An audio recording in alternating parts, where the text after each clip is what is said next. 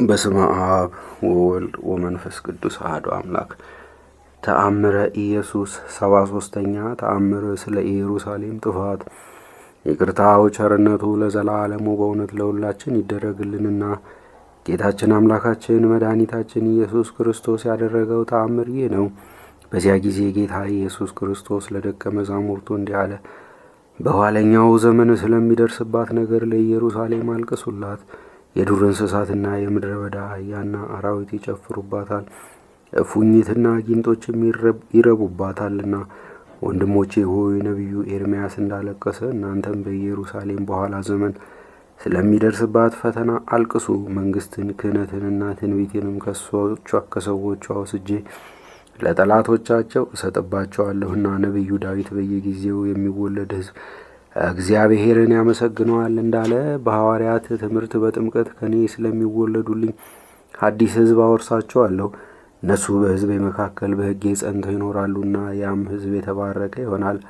ከአዝማናት በፊት የመረጥኩት ስለሆነ ንጹሕና ቡሩክ ይሆናል። የላምን የፍየልና የበግንም መሥዋዕት የደም መረጨትንም አስወግዳለሁ። ይልቁንም አሮን የሚገለገልበትን ሥርዓት ሁሉ ከኢየሩሳሌም አጠፋለሁ። በውስጧም በአይሁድ ፈንታ በእኔ የሚያምኑ ሕጌን የሚጠብቁ በስሜ ተጠምቀው ክርስቲያን የሆኑ ሰዎችን አስቀምጣለሁ።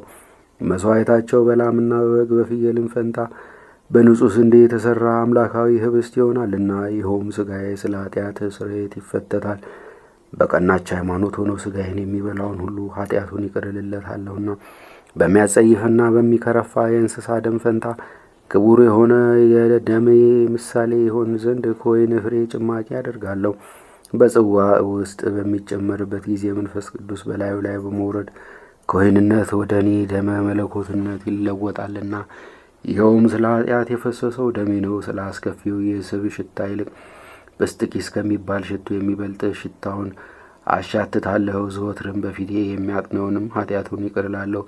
መዓዛ ዕጣኑንም ለኃጢአት ማስተስሪያ ያቀበለዋለሁ። ወንድሞቼ ሆይ እኔን አርቃ ጠልታ ሌላውን የወደደች የተፈታችና የጠፋች ስለ ኢየሩሳሌም የነገርኳችሁን ልብ አድርጋችሁ ስሙ። ወንድሞቼ ሆይ ስራችሁን በአዲሱ በሰጠኋችሁ ሕግ ስሩ። መንፈሳዊ ወንጌልን አስተምሩ። የምታቀርቡትም መሥዋዕታችሁ በካራ የታረደ አይሁን፣ የኃጢአትን እድፍ በሚያጥብ ውሃ ይሁን እንጂ ውሃ የሁሉም ሕይወት ነውና። ስለዚህም ለሚያምንብኝ ሁሉ ሕይወትን በውሃ አደረግሁለት። ክብር ምስጋና ለእሱ ይሁንና ጌታ ኢየሱስ ክርስቶስ ስለ ኢየሩሳሌም ጥፋትና ስለ ኃጢአት ስርየት ለደቀ መዛሙርቱ ይህን ተናገረ። ይቅርታው ቸርነቱ ለዘላለሙ በእውነት ለሁላችን ይደረግልን፣ አሜን።